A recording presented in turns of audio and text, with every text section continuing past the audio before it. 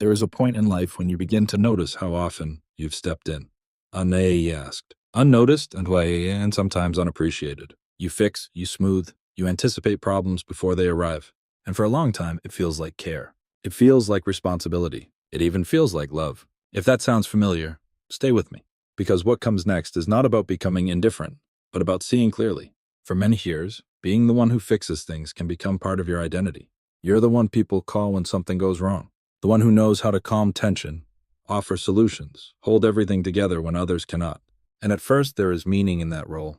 It gives you purpose. It gives you value. But over time, something begins to feel different. Not suddenly, not dramatically, just small moments when you solve a problem and nothing changes. When you step in and the same issue returns. When your effort prevents discomfort, but also prevents growth. At first, you don't question it. You try harder. You think maybe you missed something.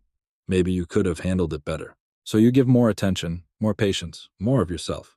But eventually, a quiet pattern begins to reveal itself. Some problems don't disappear because they are solved. They disappear only when the person facing them is ready to change. And no amount of effort from the outside can replace that readiness. This realization doesn't arrive all at once. It builds slowly through repetition, through situations that look different on the surface but feel the same underneath. And with each repetition, something inside you begins to shift.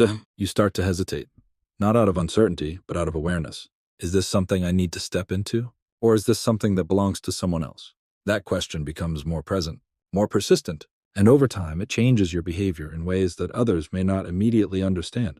You begin to step back, not completely, not coldly, but intentionally. You listen, but you don't immediately solve. You care, but you don't immediately act. You allow space where you once filled it. And in that space, something uncomfortable often appears. Other people's reactions. Some may feel confused. They may ask why you seem distant, why you're not responding the way you used to. Others may feel frustrated, even disappointed, because your absence from the problem changes the dynamic they've come to rely on. And in those moments, it can be tempting to return to your old role, to step back in, to restore the balance, to make things easier again. But if you pause, just for a moment, you may notice something important. Not everything that feels uncomfortable is wrong. Sometimes discomfort is simply unfamiliar, especially when patterns begin to change. You may also begin to see how often your help was not just about solving problems, but about preventing discomfort. For others, yes, but also for yourself. Stepping in allowed you to avoid watching someone struggle. It allowed you to maintain a sense of control, a sense that things would be okay because you were involved. But control has limits, and over time, those limits become impossible to ignore. You start to recognize that constantly fixing things comes at a cost, not always visible, not always immediate, but present. It takes your time, your energy, your emotional space, and sometimes it leaves very little room for your own needs. This is where the shift begins to deepen. You don't stop caring. You stop carrying, and that distinction changes everything. If you think back to a moment when you chose not to step in, when you watched something unfold without intervening, pause there. Notice how it felt. Not just the discomfort, but also the space it created. Because within that space, something important begins to form. Respect. Not always from others immediately, but from yourself. You begin to respect your own limits, your own energy, your own right to not be responsible for everything that surrounds you. And with that respect comes a quieter kind of strength. You no longer feel the need to prove your value through constant involvement.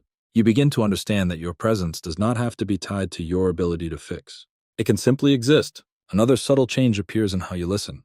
You become more attentive, but less reactive. You allow people to express themselves fully without immediately guiding the conversation toward solutions. And in doing so, you start to notice something that may have been hidden before. Sometimes, people don't need solutions. They need ownership. They need to hear themselves, to sit with their own words, to feel the weight of their own situation without it being lifted too quickly. And when you step back, you give them that opportunity. This doesn't always lead to immediate change. In fact, sometimes it leads to more struggle at first. But over time, something begins to shift. Not because you intervened, but because you didn't. They begin to navigate their own way, and you begin to see that your absence from the problem did not create harm. It created space. If this reflection is bringing up a memory, perhaps of someone you've helped repeatedly, someone whose situation never quite improved despite your efforts, stay with that thought for a moment. Not to judge it, but to understand it differently. Because what you may begin to see is that your role was never meant to be permanent. It was meant to be supportive.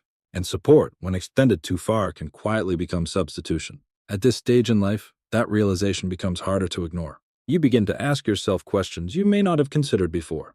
Am I helping, or am I preventing something that needs to happen? Am I supporting, or am I sustaining a pattern that no longer serves either of us? These questions don't always have easy answers, but they change how you engage. You start to offer less immediate solutions and more presence, less direction and more space. And while that may feel like you're doing less, it often creates more meaningful outcomes. Because now the responsibility begins to shift back to where it belongs. And with that shift, something else begins to change. Your relationships. Some become stronger, more balanced, more mutual, more respectful of boundaries. Others may begin to fade, not because you've withdrawn, but because the dynamic that once held them together is no longer there. And that can be difficult to accept, but it also brings clarity. You begin to see which connections were built on shared understanding and which were built on your constant availability. This clarity is not always comfortable, but it is honest. And honesty, even when quiet, has a way of simplifying things. You no longer feel pulled in multiple directions.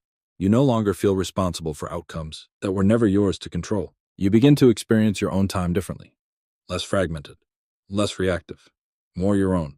There is also a deeper emotional shift that takes place. Guilt begins to lessen, not all at once, but gradually. The guilt of not stepping in, not fixing, not preventing every difficulty. You begin to understand that allowing others to face their own challenges is not a failure of care. It is a form of respect. Respect for their ability to grow. Respect for your own boundaries.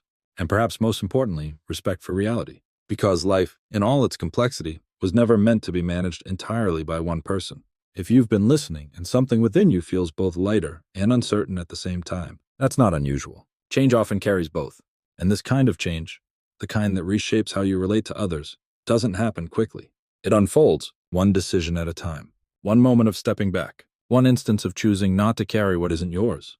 And over time, those moments begin to connect. They form a new pattern, one where your care remains, but your burden does not. If this reflection has stayed with you, if it has brought you back to moments you're beginning to see differently, let that understanding settle naturally. Peak Mind Lab thanks you for listening and being part of this reflection. There is no need to return to who you were simply because it feels familiar. Sometimes growth is quiet, and sometimes it looks like doing less, so that what truly matters can finally remain.